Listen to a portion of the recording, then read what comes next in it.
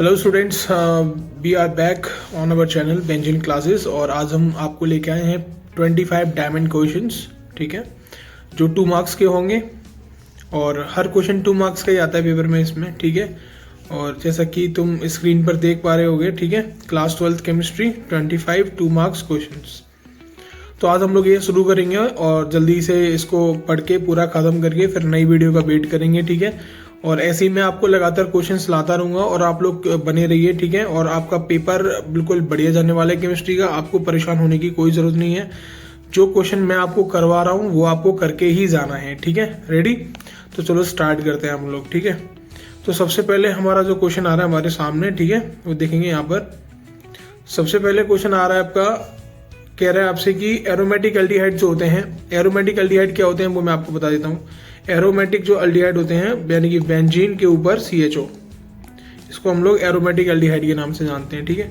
Do not give a red brown PPT on heating with Fehling solution. अगर हम aromatic aldehyde की reaction को Fehling solution के साथ करें, ठीक है, तो वो रेड और ब्राउन कलर की PPT नहीं बनाता है। गिव रीजन बताना है तुमको, ठीक है, क्या होता है रीजन। एक्चुअली एरोमेटिक जो एल्डिहाइड होते हैं ना, आपको पता होगा कि जो बेंजल्डिहाइड होता है वो केनिजारो रिएक्शन में पार्टिसिपेट करता है क्योंकि उसके पास अल्फा हाइड्रोजन नहीं होते हैं। तो aromatic aldehyde such as benzaldehyde lack alpha hydrogen and can not form an enolate and thus do not give positive test with Fehling solutions, ठीक है, ये इसका आंसर है। अब आपके दिमाग में ना ये तो समझ में आ गया होगा कि अल्फा हाइड्रोजन नहीं होता है बेंजल्डिहाइड के पास, that's why it did participate in the Cannizzaro reaction. But ये आपको ये इनोलेट समझ में नहीं आया होगा कि ये होता क्या है। आपने इनोलेट के नाम से एक चीज सुनी होगी जिसका बोलते हैं कीटो इनॉल टॉटोमेरिज्म, ठीक है, आपने ये सुना होगा कीटो इनॉल टॉटोमेरिज्म क्या होता है, पढ़ा होगा आपने, है ना। तो इसमें जो आयन बनता है उसे हम लोग इनोलेट आयन कहते हैं। क्या बोलते हैं उसको हम लोग? Enolate ion. मैं आपको थोड़ा सा हिंट दे देता हूँ उसके बारे में। जैसे सपोज दैट कि हमारे पास एक कार्बन है और यहाँ पर ट्रिपल बॉन्ड के साथ है ये H है और ये H है, ठीक है। इसमें आपने ऐड किया वाटर को जैसे ही तुम इसमें ऐड करोगे तो आपको पता है एक कार्बन के पास OH और एक कार्बन के पास H आएगा, तो वो आपका CH2 हो जाएगा। डबल बॉन्ड अभी भी बना रहेगा, इस पे एक हाइड्रोजन होगा। अब आपको पता है कि इस कार्बन पे डबल बॉन्ड और OH पॉसिबल नहीं है, यहाँ पर रेजोनेंस क्रिएट होगा, ठीक है। तो यहाँ पे रेजोनेंस के दौरान जो आयन क्रिएट होता है ना, तो उसको हम लोग इनोलेट आयन के नाम से जानते हैं, ठीक है। होगा क्या इसमें कि double bond will shift here and hydrogen will shift here, तो यहाँ पर आपका बन जाएगा CH3CHO, ठीक है ना। तो यहाँ पर जो कि पॉसिबल नहीं होता है, इसीलिए ये आपका ब्राउन PPT प्रोवाइड आपको नहीं करेगा। समझ में आ गया आप लोगों को, ठीक है। अगला क्वेश्चन देखिए, बहुत धांसू क्वेश्चन है सारे के सारे। Why benzaldehyde less reactive to electrophilic substitution reaction than benzene. Benzene के कंपैरिजन में बेंजल्डिहाइड जो होता है वो लेस रिएक्टिव होता है इलेक्ट्रोफिलिक सब्स्टिट्यूशन रिएक्शन के अंदर। सबसे इंपॉर्टेंट एक और चीज इसमें मैं बताना चाहता हूँ, अगर ये क्वेश्चन अभी आया आपके सामने, तो कि जो बेंजल्डिहाइड होता है ना, अगर हम इसकी रिएक्शन Br2 से करें या HNO3 के साथ करें या अगर हम H2SO4 के साथ करें, तो तीनों में जैसे इसमें कौन सा ग्रुप होता है SO3H, इसमें कौन सा होता है NO2, यहाँ पर कौन सा होगा Br, ठीक है।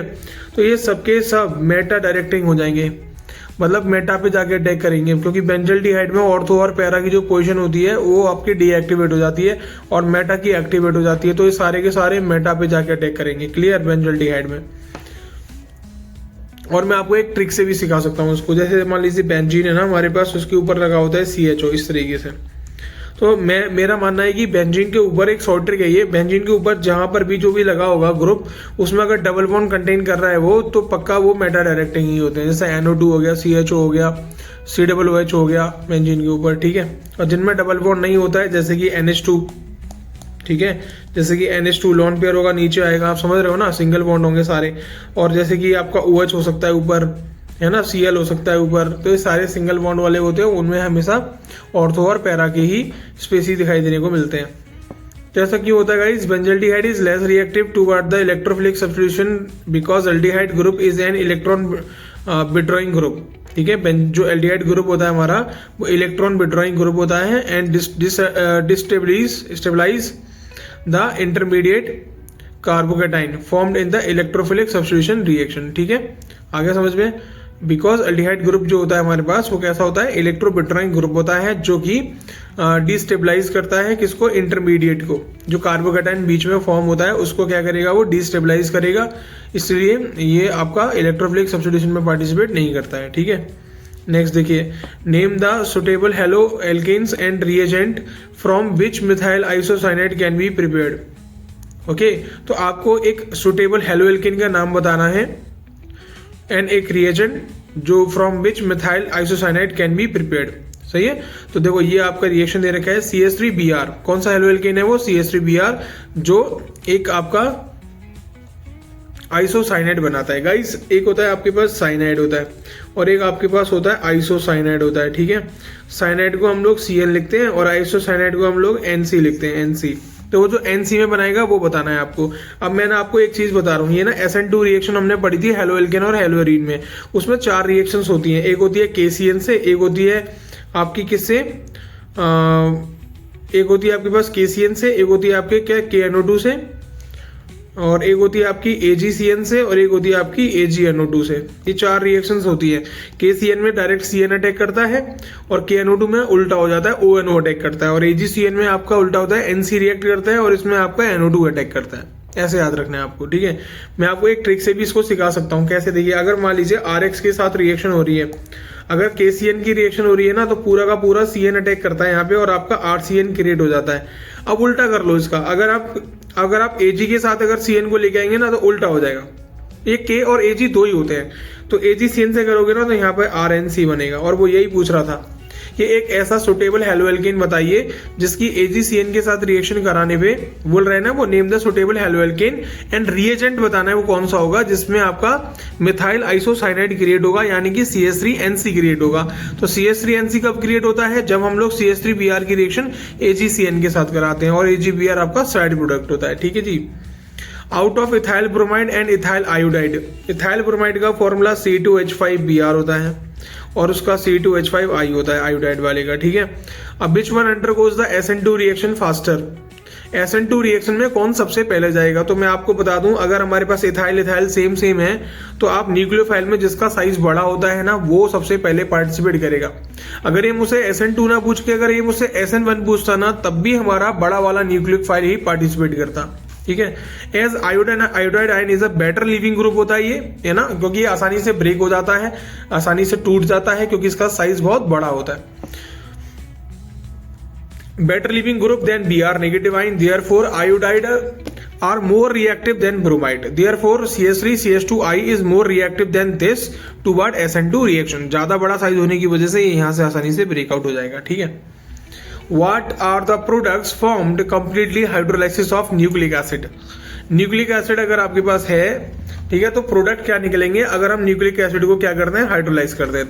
तो कंप्लीट हाइड्रोलाइसिस ऑफ DNA और RNA, क्योंकि ये न्यूक्लिक एसिड के पार्ट होते हैं, yield A pentose sugar, phosphoric acid and nitrogenous containing base. ठीक है भाई, अब मैं आपको इसमें बता रहा हूँ, ये 2 प्रकार का होता है। ठीक है, ये एक तो होता है हमारे पास न्यूक्लियोसाइड होते हैं और एक हमारे पास होते हैं न्यूक्लियोटाइड। ऐसे रहता है ये न्यूक्लियोसाइड और न्यूक्लियोटाइड। न्यूक्लियोसाइड जो होता है ना, ये 2 का सेट होता है, 2 सेट होते हैं इसमें। एक होता है हमारे पास, इसमें होती है पेंटोज शुगर होती है, और एक आपका नाइट्रोजीनस बेस होता है, नाइट्रोजीनस बेस होता है आपका। ठीक है, अब जो दूसरा वाला होता है न्यूक्लियोटाइड, उसमें आपका जुड़ जाता है इस वाले में केवल कौन जुड़ जाएगा, आपका फॉस्फोरिक एसिड, आपका फॉस्फोरिक एसिड कनेक्ट हो जाता है। ये 3 का सेट होता है, वो 2 का सेट होता है। क्लियर, तो वही निकलेंगे जब आप उनका हाइड्रोलाइसिस करेंगे तो। ठीक है, कौन कौन निकलेगा, पेंटोज शुगर निकलेगा, फॉस्फोरिक एसिड निकलेगा और आपका नाइट्रोजिनस कंटेनिंग बेस निकलेंगे, जो कि हेट्रोसाइक्लिक होते हैं। यानी कि हेट्रोसाइक्लिक का मतलब हो गया उनमें जो बॉन्डिंग होती है अल्टरनेट, डबल बॉन्डिंग जो होती है वो आपका अल्टरनेट ना होके रैंडम होती है।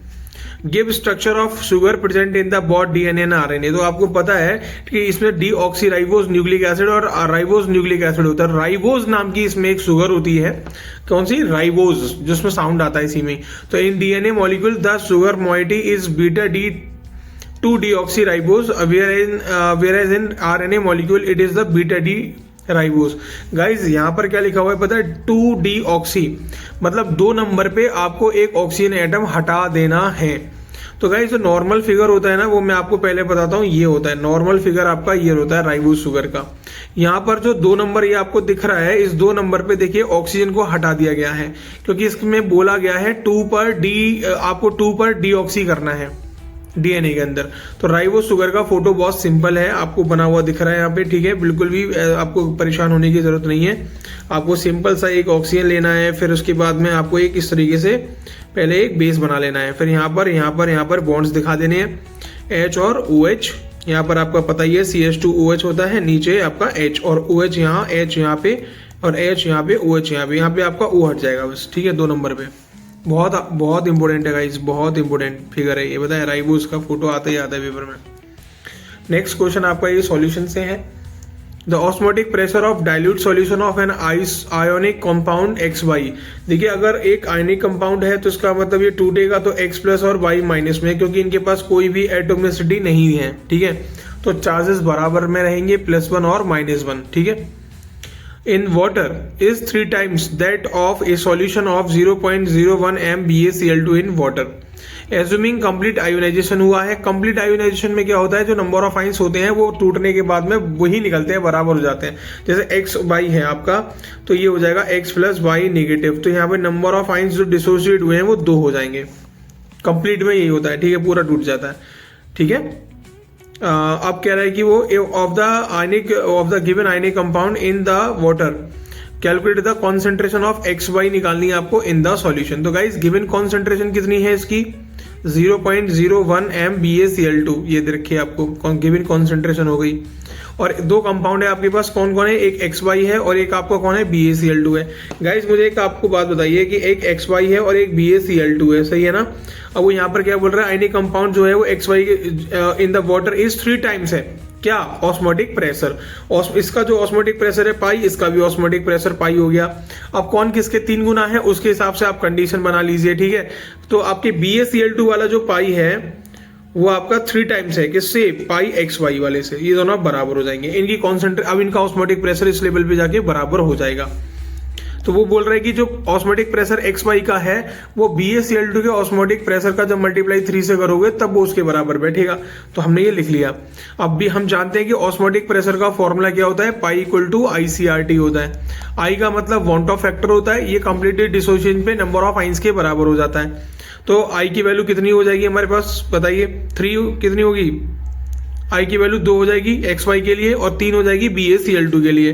तो पाई गाइस पाई x बराबर, हमने पाई XY की वैल्यू निकाली यहाँ से, पाई XY बराबर में 3 इंटू BaCl2 का ऑस्मोटिक प्रेशर पुट किया हमने ICRT, समझ में आ रहा है।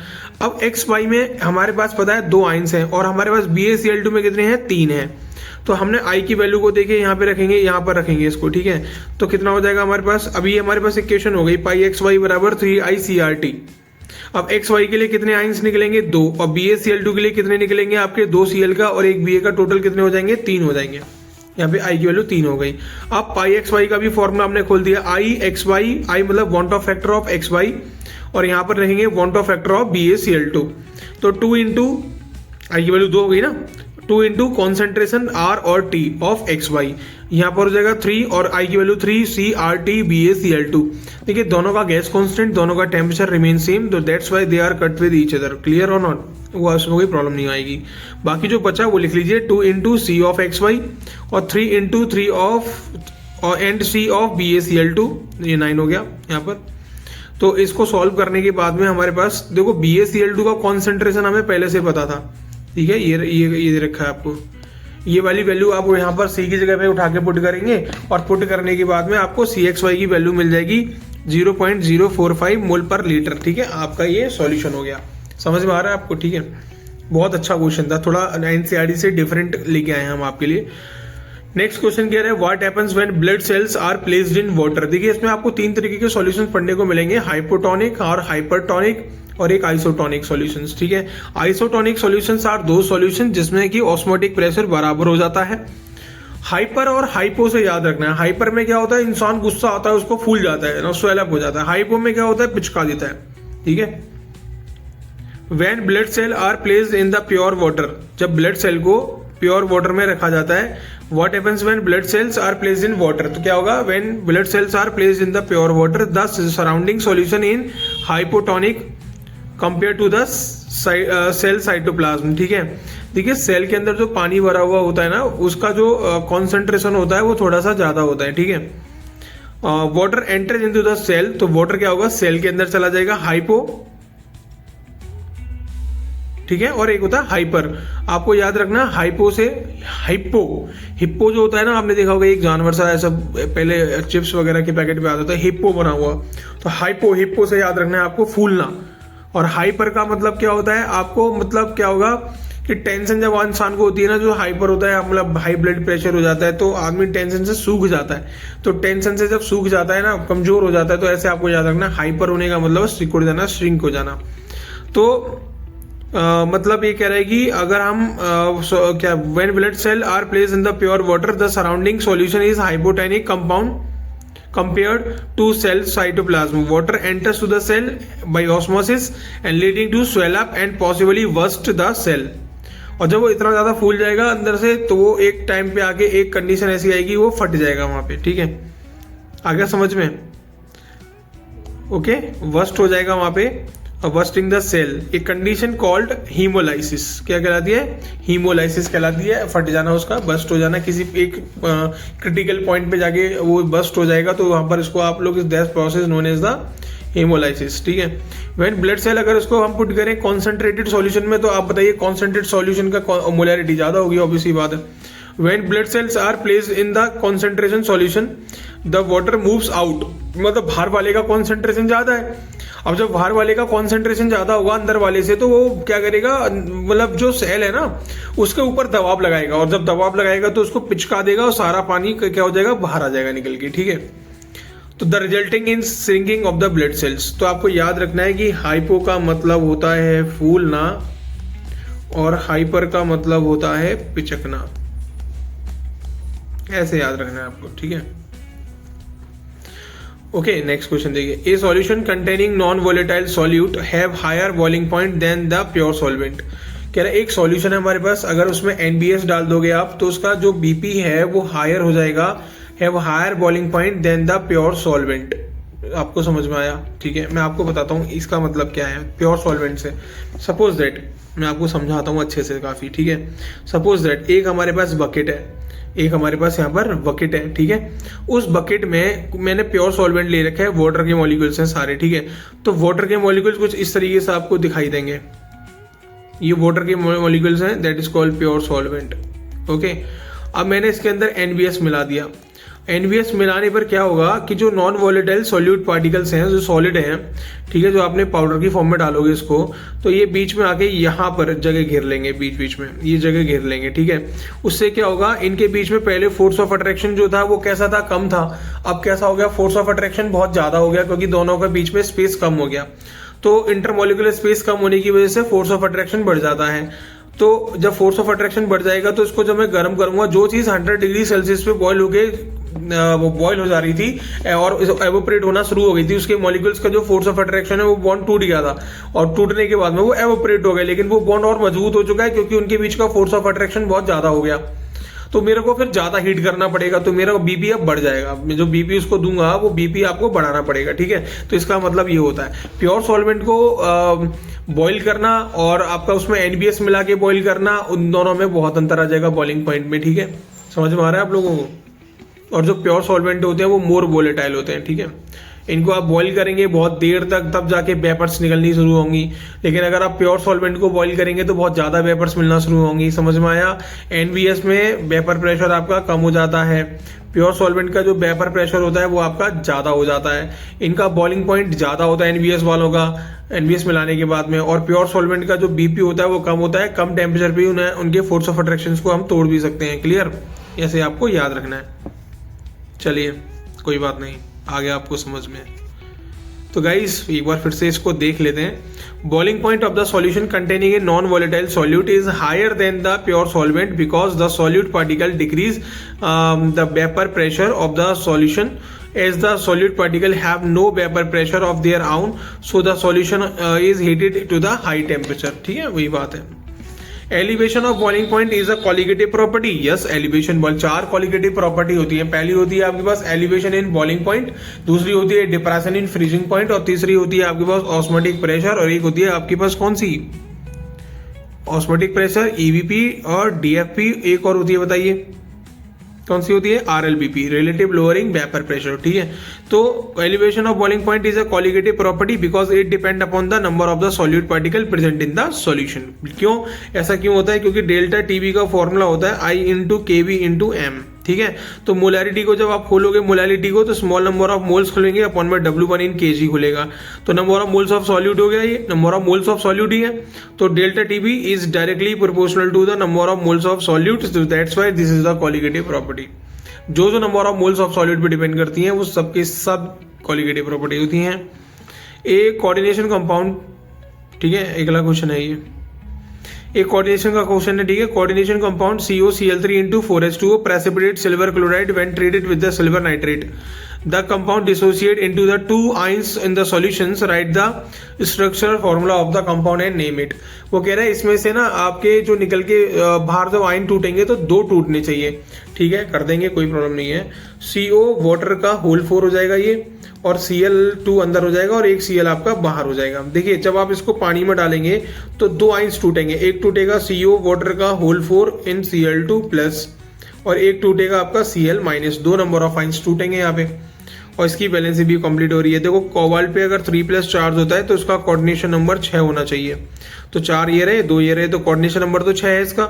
और चार्ज निकालोगे तो वाटर पे 0 चार्ज होता है, Cl2 पे -2 हो गया, और Cl ये वाला एक जो यहाँ पर बैठा हुआ था। ठीक है, ये 3 हो गए, तो सब मिला के -2 और -1 उधर जाके -3 हो जाएगा। कोबाल्ट का 3+ पे 6 कोऑर्डिनेशन नंबर है। ठीक है, बिल्कुल।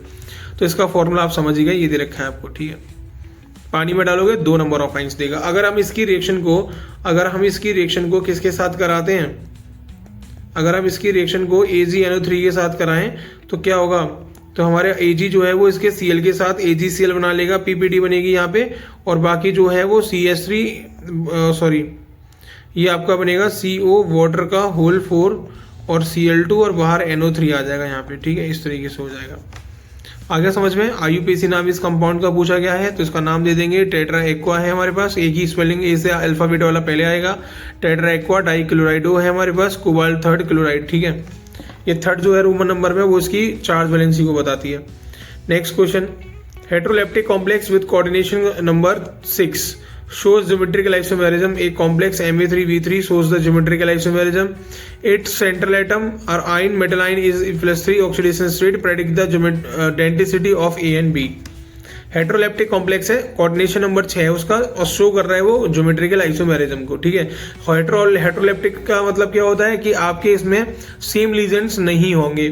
4:2 के रेशियो में हो सकता है, 6 होगा तो होमोलेप्टिक हो जाएगा, है ना, और 3:3 के रेस्पेक्ट में हो सकता है। ठीक है, ऐसे होंगे।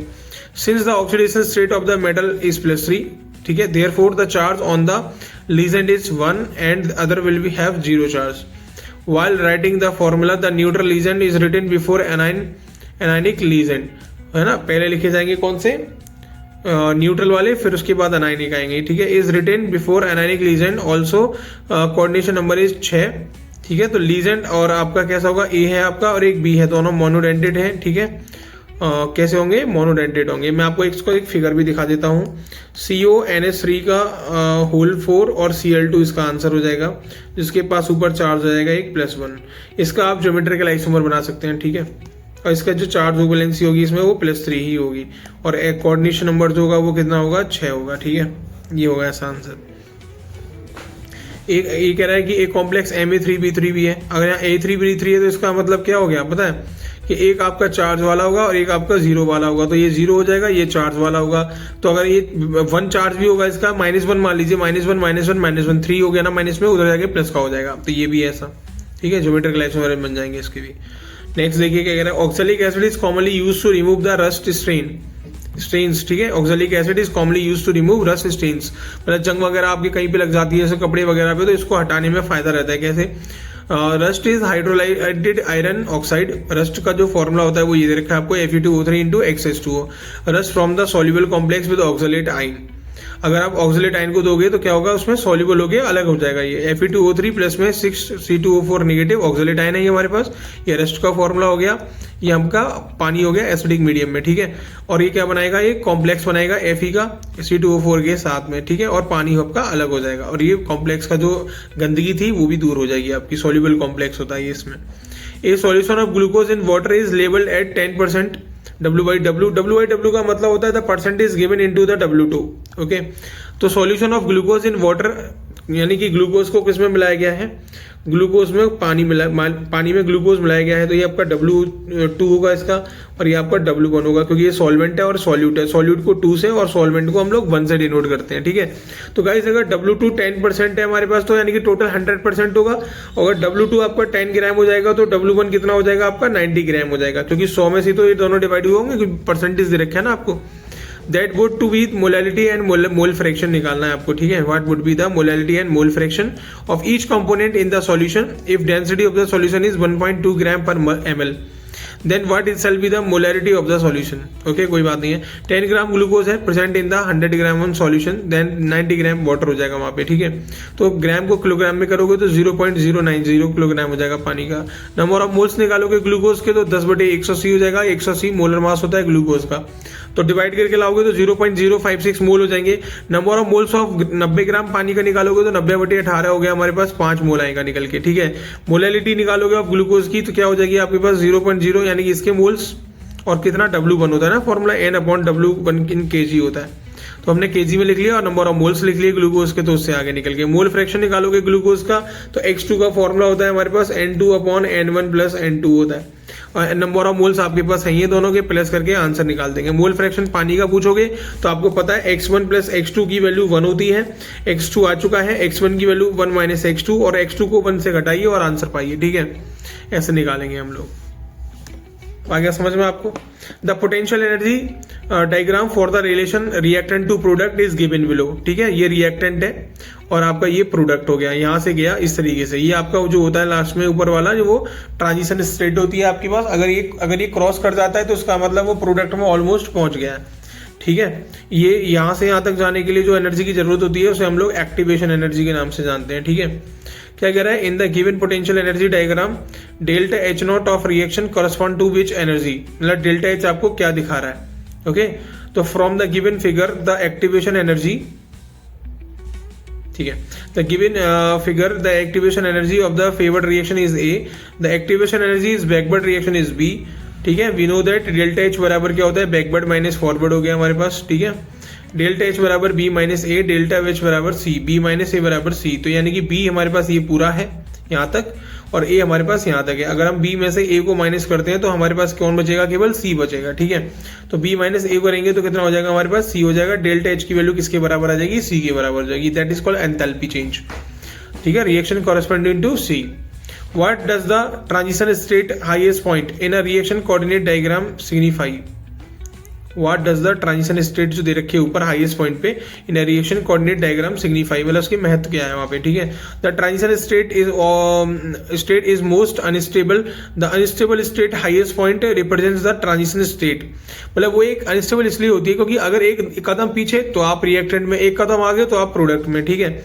Old bonds are partially broken, जो पुराने बॉन्ड्स है वो टूट रहे होते हैं और नए बॉन्ड्स बन रहे होते हैं। देखिए आप पुराने बॉन्ड टूटेंगे, नए बॉन्ड बनेंगे, तभी तो एक केमिकल रिएक्शन हैपन होगी, है ना। While new bonds are particularly form, इसलिए वहां पे वो सबसे ज्यादा अनस्टेबल होता है। The particular state determines the activation energy needed for the reaction to proceed, और वहां पर जाना ऊपर तक, वहां तक, ठीक है। That is called activation energy required to, वहां पर उसको छोड़ के आना वहां तक। जैसे आपके यहाँ रिलेटिव आते हैं ना तो आप बाहर तक उनको छोड़ के आते हैं, दैट इज एक्टिवेशन एनर्जी, ठीक है। और जब वो अपनी गाड़ी में बैठे, दैट्स द प्रोडक्ट गए, ठीक है, बन गया प्रोडक्ट। नेक्स्ट देखिए आगे, which acid to given the pair would you expect to be the stronger acid, इन दोनों में से सबसे ज्यादा तगड़ा एसिड कौन है। देखिए मैं आपको बताता हूँ, किसी भी कंपाउंड में अगर COOH पहले से ही प्रेजेंट है दोनों में, तो एक COOH का प्रेजेंट होना ही उसको बताता है कि वो एक एसिड है, क्लियर।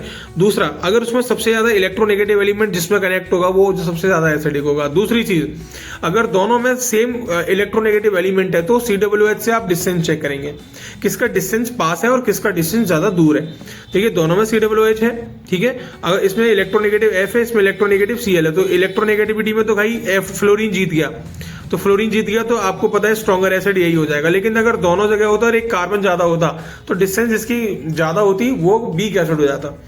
तो देखिए it is more stronger than this because fluorine is more electronegative than chlorine, shows the stronger minus I effect. ठीक है, minus I effect inductive effect होता है जो कि इसको इधर की तरफ खींचेगा, ज्यादा एसिड की तरफ खींचेगा इसको। ठीक है, this stabilise the carboxylate ion, और ये कार्बोक्सिलेट आयन को क्या करता है, स्टेबलाइज करता है आफ्टर लूजिंग द H+। ठीक है, making the acid stronger, hence due to the stronger minus, आप इसका answer normally minus I effect भी लिख सकते हैं। Stronger I effect, higher acidic strength, greater electronegativity. Clear. Thionyl chloride is preferred for the preparing alkyl chloride from alcohols. Thionyl chloride का formula SOCl2 होता है। अगर आप RX की रिएक्शन को SOCl2 के साथ करेंगे, जो कि एक पैराडिन की प्रेजेंस में होती है, पैराडिन की प्रेजेंस में रिएक्शन होती है SOCl2 के साथ में, तो ये डार्जन प्रोसेस के नाम से जानी जाती है। ठीक है, किसके नाम से, डार्जन प्रोसेस के नाम से जानी जाती है। यहाँ पर आपका RCl बनता है, सॉरी यहाँ पे ROH होता है। ठीक है, ROH एल्कोहल के साथ रिएक्शन होती है, RCl बनता है और प्लस में एक SO2 गैस और HCl निकलती है बाहर। ये दोनों गैस होती हैं, इनको आप लोग एस्केप भी कर सकते हैं आसानी से, इसलिए बेस्ट मेथड होता है। ठीक है, किसको प्रिपेयर करने का, एल्किल हैलाइड को प्रिपेयर करने का एल्कोहल से। ठीक है, thionyl chloride is preferred for the preparing alkyl halide chloride, एक ही बात है, from alcohol because the by product form in the reaction SO2 and HCl which are in the gaseous form and escape into the atmosphere leaving behind the pure alkyl chloride।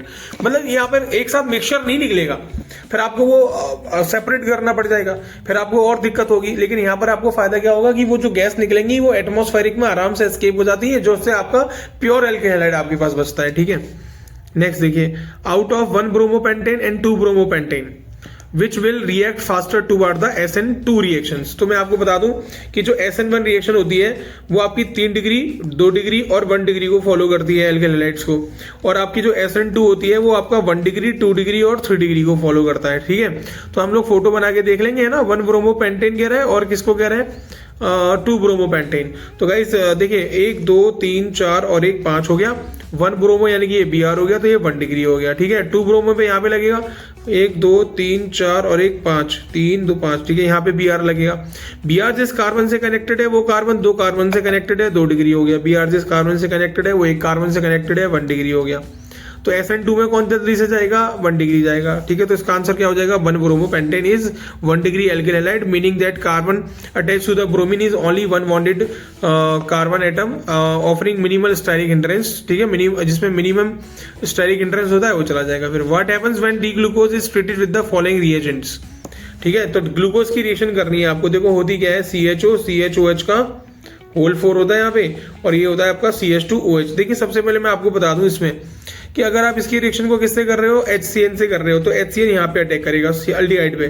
HCN को aldehyde पे attack करना बहुत अच्छा लगता है। मैं आपको, इस पर क्वेश्चन आता है, 100% क्वेश्चन आएगा, आप लिख लो मेरे से कि HCN की ना ऐसा आएगा, न्यूक्लियोफिलिक एडिशन रिएक्शन के अकॉर्डिंग रिएक्टिविटी ऑर्डर बताइए। तो आप याद रखना जो छोटा एल्डिहाइड होगा ना उसकी रिएक्टिविटी सबसे ज्यादा होती है, बिकॉज इसमें HCN में जो CN न्यूक्लियोफाइल होता है ना, इसको सबसे ज्यादा उससे एल्डिहाइड से अटैच होना पसंद होता है या कीटोन से जिसमें सबसे कम स्टेरिक हिंड्रेंस हो, ऐसा कार्बोनिल ग्रुप जिसपे कम स्टेरिक हिंड्रेंस हो। तो छोटा एल्डिहाइड अगर आपके पास अवेलेबल है तो HCN सबसे पहले उसी पे अटैक करेगा। आपको समझ में आ गई मेरी बात। और HCN से जब इसका अटैक होगा यहाँ पे देखिए, तो ये एल्डिहाइड वाले पे अटैक करेगा। और एल्डिहाइड पे क्या होगा, यहाँ पर होता है आपका डबल बॉन्ड और एक होता है H, ये वाला बॉन्ड टूटेगा। जब ये बॉन्ड टूटेगा तो कद्दू कटेगा तो समय बढ़ेगा, तो एक ऑक्सीजन को मिलेगा बॉन्ड और एक कार्बन को मिलेगा। वो इलेक्ट्रोनेगेटिव होता है, तो HCN में जो H है इलेक्ट्रोफाइल है वो अटैक करेगा O के पास में, और CN न्यूक्लियोफाइल है, कार्बन इलेक्ट्रोपॉजिटिव होता है तो वो यहाँ अटैक करेगा। इस तरीके से यहाँ पर बन जाता है, और इसका नाम होता है साइनोहाइड्रिन। क्या नाम होता है इसका, साइनोहाइड्रिन नाम होता है। ठीक है, अगला कह रहा है किसके साथ में, हाइड्रोक्सिल अमाइन के साथ में। हाइड्रोक्सिल अमाइन के साथ में क्या होगा, जो यहाँ पर है ना CHO, इसको हमने ओपन किया था इस तरीके से। होता क्या है, इसमें जो NH2OH है ना, इसमें से 2 हाइड्रोजन जो ये वाले हैं वो इसके एक ऑक्सीजन को लेके चले जाते हैं, और ये वाला जो N है वो इस कार्बन से डबल बॉन्ड से अटैच हो जाता है। इस तरीके से देखिए NOH बनेगा फिर यहाँ पे, है ना, ये ऐसे बन जाएगा। इसका नाम होता है ग्लूकोज ऑक्साइम नाम होता है, इसका साइनोहाइड्रिन नाम होता है। ठीक है, ऐसे करेंगे इसको। Carbon atom is glucose, carbon atom in glucose are linked in a straight chain. हाँ ठीक है, on prolong heating with HI HI के साथ दिखाओगे। आपकी कह रहा है कि कार्बन एटम जो होता है इन ग्लूकोज में वो लिंक होता है स्ट्रेट चेन में, ये कैसे बताओगे आप? तो एक काम करिए, जो ग्लूकोज का फॉर्मूला होता है CHO CHOH का होल 4 और CH2OH, इसकी रिएक्शन ना आप HI से करिए। HI ना बहुत अच्छा रिड्यूसिंग एजेंट माना जाता है और ये इसका रिडक्शन करेगा और इसको सब पहुंचाएगा फर्स्ट चैप्टर में, वो भी 11th के ऑर्गेनिक केमिस्ट्री में, और इसको कन्वर्ट कर देगा किसमें, C6H14 में कन्वर्ट कर देगा। H14 जिसका नाम हेक्सेन है, इसमें कन्वर्ट कर देगा N हेक्सेन में, ठीक है। ये इसका HI के साथ रिएक्शन करने पे ये बनता है। Amphoteric behaviour of amino acid क्या होता है? एम्फोटेरिक बिहेवियर जो होता है अमीनो एसिड का, वो अमीनो एसिड जो होते हैं ना, वो हमारे पास क्या होता है, ज्यूट्राइन बना लेते हैं। ज्यूट्राइन में क्या होता है, एक नेगेटिव और एक पॉजिटिव होता है, जिसको हम लोग एम्फोटेरिक बिहेवियर कहते हैं उसका, ठीक है। देखो, in a single molecule amino acid have both an acidic and basic. कैसे?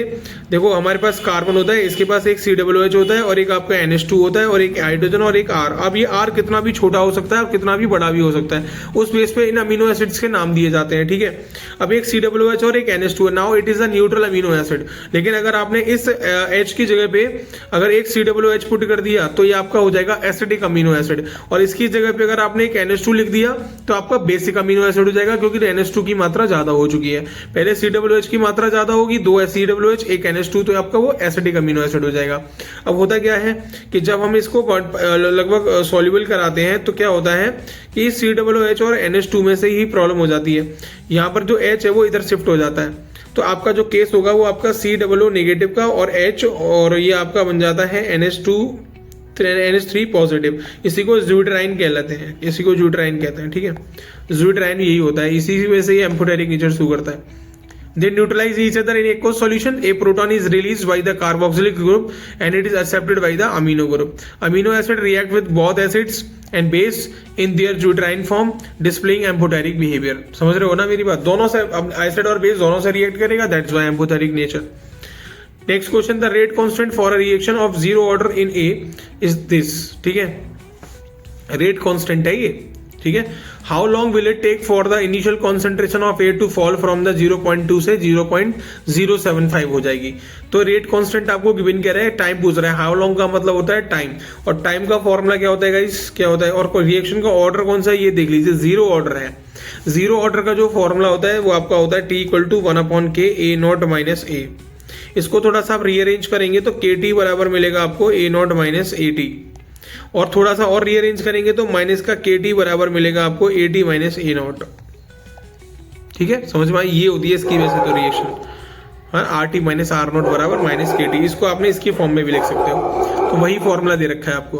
अब R = रेट कांस्टेंट हो गया, तो रेट कांस्टेंट K की जगह पे वैल्यू पुट कर देंगे। इनिशियल कॉन्सेंट्रेशन कितनी है, 0.10, और कहाँ पे फॉल हुई है, 0.075 पे। सारी वैल्यूज उठा के यहाँ पर पुट करिए। A जो है वो फाइनल है, A0 आपका इनिशियल है। वैल्यू पुट करने के बाद में ये मिलेगा आपको, सॉल्व होने के बाद में 8.3 सेकेंड आपके पास आ जाएगा। अब मैं आपको बताऊं, यहाँ से मैं आपको एक बात बताना चाहता हूँ कि सबसे ज्यादा जो न्यूमेरिकल्स आते हैं ना केमिकल काइनेटिक्स में, वो एक ही फॉर्मूले पे आते हैं, और वो है फर्स्ट ऑर्डर का। T क्या होता है आपका, T क्या होता है बताइए, 2.303/K log A/A-X, ये फॉर्मूला होता है इसका। बहुत इंपॉर्टेंट फॉर्मूला है ये, ठीक है। देखिए next, answer the following, name the type of isomerism shown by the following. इसमें कौन सी आइसोमेरिज्म होगी, आप बताइए कौन सी आइसोमेरिज्म दिखाई दे रही है आपको। देखिए, वाटर यहाँ पर है तो वाटर यहाँ पर भी, आप परेशान मत होइए, ठीक है। वाटर को टच नहीं किया गया, अगर वाटर को टच कर दिया गया होता ना, यहाँ पर भी H2O का होल 5 है और यहाँ पर भी H2O का होल 5 है। अगर वाटर को टच किया गया होता, अगर छेड़ा गया होता, तो यह हाइड्रेशन सॉल्वेशन आइसोमेरिज्म हो जाती, ठीक है। लेकिन पानी को नहीं छेड़ा गया है, केवल आयंस चेंज हुए हैं, ठीक है, तो ये आयोनाइजेशन आइसोमेरिज्म हो गया, ठीक है।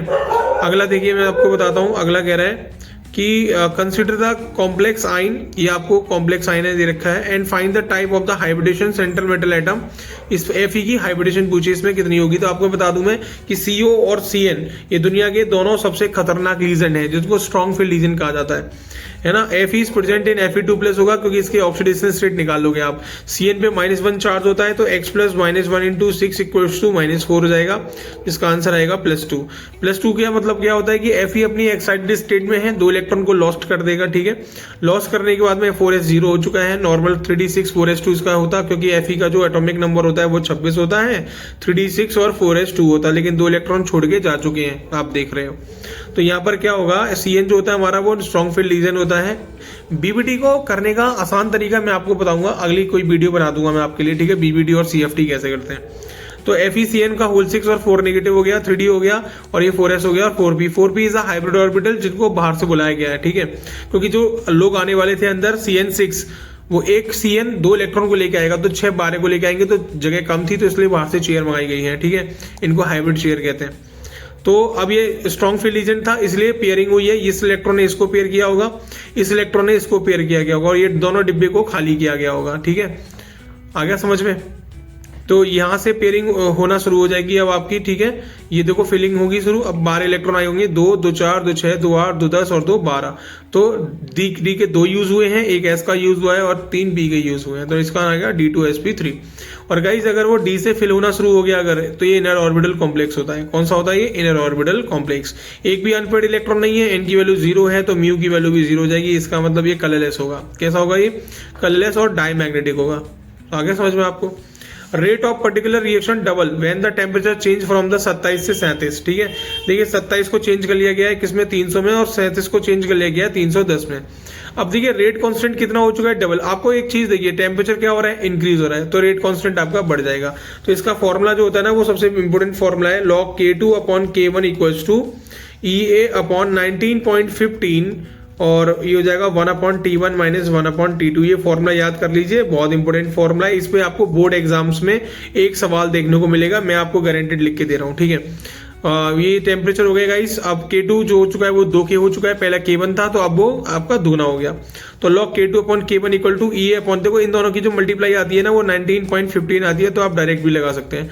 और T2 माइनस T1 वगैरह पुट कर दीजिए, सारी वैल्यू निकालने के बाद में आपका आंसर आ जाएगा 53.6 किलो जूल पर मोल। ओके, नेक्स्ट क्वेश्चन देखिए, calculate the freezing point depression delta TF जिसे बोलते हैं। डिप्रेशन अगर देखो या तो डिप्रेशन लिखाएगा या लोअर, तो आप समझ जाना कि वो डेल्टा TF है। Of A solution containing 5.85 gram of NaCl dissolving in the 500 gram of water. Mass of NaCl दे रखा है, KF दे रखा है। KF जो होता है वो पानी का हमेशा 1.86 रहेगा। अगर उसने सॉल्वेंट को चेंज किया तो वो गिवन होगा आपको पेपर में, ठीक है, जैसे बेंजीन वगैरह इनका गिवन होता है। एज्यूम कंप्लीट डिसोसिएशन का मतलब होता है NaCl पर्टिकुलर टूट गया अपने आइंस में और इसके 2 नंबर ऑफ आइंस बाहर निकले तो बॉन्ड ऑफ फैक्टर की वैल्यू यहाँ पे 2 हो जाएगी। नंबर ऑफ मोल्स निकाल लिए गए हैं, ठीक है, आपके गिवन मास और मोलर मास से। मोलैलिटी आपकी आ गई है निकल के 0.2, आई की वैल्यू 2 है, मोलैलिटी आपकी आ गई है 0.2। वैल्यू पुट करने के बाद में डायरेक्ट फॉर्मूला आएगा 0.7444 केल्विन। नेक्स्ट क्वेश्चन देखिए, measurement of osmotic pressure method is preferred for the determination of the molar mass of the macromolecules such as the protein and polymers, ठीक है। ऑस्मोटिक प्रेशर का use क्यों किया जाता है? बड़े बड़े मैक्रोमोलिक्यूल्स का मोलर मास निकालने के लिए, जैसे कि विटामिन, जैसे कि आपका प्रोटीन्स वगैरह, ये सब बहुत मैक्रोमोलिक्यूल्स होते हैं, ठीक है। Osmotic pressure measurement is the preferred because macromolecules are non volatile, are often unstable at high temperature, making method like BP elevation और फ्रीजिंग वगैरह में यूज होते हैं, ठीक है। उनको मेथड भी ये भी यूज कर लेते हैं, बट ऑस्मोटिक प्रेशर ही बेस्ट रहता है आपका, ठीक है। Elevation in boiling point of 1 molar KCl solution is nearly double than that of 1 m sugar solution. तो आपको बताना है elevation of boiling point 1 molar KCl solution is nearly double than that of the 1 m। क्यों होता है ऐसा? तो guys आप बताइए मेरे को कि KCl अगर कंप्लीट डिसोसिएट करेगा तो इसमें कितने नंबर ऑफ आइंस होंगे? 2। अच्छा, इसमें शुगर में कितना होता है? शुगर में कार्बन होता है ना, तो ये आपका डिसोसिएट नहीं होगा, तो आई की वैल्यू 1 मान लेते हैं ऑर्गेनिक कंपाउंड्स के लिए। तो आई की वैल्यू शुगर के लिए 1 हो जाएगी और उसके लिए NaCl के लिए 2 हो जाएगी, तो होगा ना, ट्वाइस टाइम हो गया, ठीक है। आई की वैल्यू डिपेंड करती है। डेल्टा TV जो होता है आपका वो डायरेक्टली डिपेंड करता है किस पे? वॉन्ट ऑफ फैक्टर पे। और मैं आपको बता रहा हूँ वॉन्ट ऑफ फैक्टर का कोई क्वेश्चन छोड़ना मत, ये पेपर में MCQ में भी पूछ लेते हैं वॉन्ट ऑफ फैक्टर से और अंदर भी पूछ लेता है ये, ठीक है। ये आंसर होगा इसका। ये तो नॉर्मल इसने लिख दिया है, बट आप डायरेक्ट लिखिए delta TV is directly proportional to the i. Next question, name the and state the law for the solution containing NVS RLBP। RLBP Raoult's law for a solution of the volatile liquid. The partial pressure of each component is directly proportional to the mole fraction present in the solution. लेकिन वो question क्या कह रहा है पता है? Name and state the law for the solution containing volatile component. Oh my mistake. Volatile components हैं guys. Volatile कहेगा ना तो राउल्ट लॉ होगा, और नॉन वोलेटाइल कहेगा तो RLBP होगा. ठीक है, याद रखना. वोलेटाइल में और राउल्ट लॉ में दोनों लिक्विड होते हैं, और RLBP में एक गैस होती है और एक लिक्विड होता है. ठीक है, याद रखेंगे. Out of 1m glucose and 2m glucose which one has the higher BP. तो देखो ग्लूकोज है, ये भी ग्लूकोज है. ठीक है, पाई का फॉर्मूला क्या होता है, सॉरी डेल्टा टीवी का फॉर्मूला क्या होता है, I into KB into M होता है. ठीक है, समझ में आ रहा है आपको. तो मोलैलिटी किसकी ज्यादा है, 2 और 1. ठीक है, तो 2 की ज्यादा होगी, ऑब्वियस बात है, मोलैलिटी पे डिपेंड कर रहा है, 2 है उसका हो गया. 2m glucose has a higher BP, या तो I पे डिपेंड करेगी या मोलैलिटी पे डिपेंड करेगी. ठीक है, सिंपल सा क्वेश्चन है ये. तो right the reaction of D glucose react with the following. Acetic anhydride के साथ रिएक्शन करके दिखाइए. तो गाइस एसिटिक एनहाइड्रेट के साथ मैं आपको रिएक्शन करके दिखाता हूँ एक बार. ठीक है, देखिए सबसे पहले हमें क्या करना है, CHO ले लेना है, फिर CHOH का होल 4 ले लेना है, और फिर CH2OH लेना है आपको. ऐसे तो होता क्या है, जब हम एसिडिक एनहाइड्रेट के साथ रिएक्शन करेंगे ना, तो ये 5 लेने पड़ेंगे आपको, क्योंकि ये जो रिएक्शन होती है एसिडिक एनहाइड्रेट की, वो एल्कोहल पे अटैक करती है. और जब एल्कोहल पे अटैक करेगी तो 4 एल्कोहल तो आपको इसमें मिल जाएंगे, और 1 एल्कोहल आपको यहाँ मिल जाएगा. 5 एल्कोहल ब्रेकआउट होंगे, और ये एल्डिहाइड पे अटैक नहीं करेगा. तो इस पे जब अटैक करेगा तो क्या होगा, इसको यहाँ कहीं से भी तोड़ लो, तो OH जो होता है ना, उस OH में से एक H जो होगा वो O वाले के साथ चला जाएगा. तो ये आपके CH3COOH बना लेंगे, और O के साथ बाइंड अप हो जाएगा ये वाला पार्ट, जैसे यहाँ पर देख रहे हो आप, ये बाइंड अप हुआ है. तो ऐसे ही आपके पास कितने, इसमें 4 और इसमें 1 ये होंगे, और प्लस में 5 मॉलिक्यूल CH3COOH के और निकलेंगे. बहुत आसान है रिएक्शन ये. ठीक है, और एक बार मैं वीडियो लेके आऊंगा, एक ग्लूकोज की सारी रिएक्शंस होंगी, उसमें केमिकल रिएक्शन सारी होंगी, तो आप उसको फॉलो कर लीजिएगा. ठीक है, और अब ये क्वेश्चन 25 से 24 हो चुके हैं. 25 जो क्वेश्चन है वो मैं आपको अपनी तरफ से दे रहा हूँ. ठीक है, 25th जो क्वेश्चन है वो मैं आपको बता रहा हूँ, सबसे इंपॉर्टेंट क्वेश्चन है. देखिए एक क्वेश्चन आता है CH3CHO, ठीक है, और एक आता है आपके पास CH3COCH3, और एक आएगा आपके पास बेंजल्डिहाइड ऐसे, और एक आपका आएगा ऐसे बेंजीन, फिर C डबल बॉन्ड O और फिर बेंजीन. अब वो ये पूछेगा आपसे कि HCN के टूबार्ड रिएक्टिविटी ऑर्डर बताइए. रिएक्टिविटी ऑर्डर बताइए. ठीक है, रिएक्टिविटी ऑर्डर पूछेगा, या फिर वो पूछेगा न्यूक्लियोफिलिक एडिशन रिएक्शन के अकॉर्डिंग रिएक्टिविटी ऑर्डर बताइए इनमें से सबकी. ठीक है, इंक्रीजिंग ऑर्डर में लिखना है, और ये भी याद रखिए इंक्रीजिंग ऑर्डर में लिखना है आपको. तो गाइस कैसे लिखेंगे वो मैं आपको बताता हूं. देखिए मैंने आपको बताया ना कि जो HCN होता है उसके अंदर, HCN के अंदर 2 न्यूक्लियोफाइल होते हैं. एक होता है आपका मतलब एक इलेक्ट्रोफाइल होता है आपका, और एक न्यूक्लियोफाइल होता है आपका CN नेगेटिव. ठीक है, अब CN नेगेटिव जो होता है वो लेस स्टैटिक हिंड्रेंस वाले कार्बोनिल ग्रुप पे अटैक करता है. तो इसमें लेस स्टैटिक हिंड्रेंस देखोगे तो इसमें CH3 ग्रुप मिलेगा आपको, छोटा है. इसमें 2 मिलेंगे, दो बड़े हो गए, छोटे छोटे मिला के.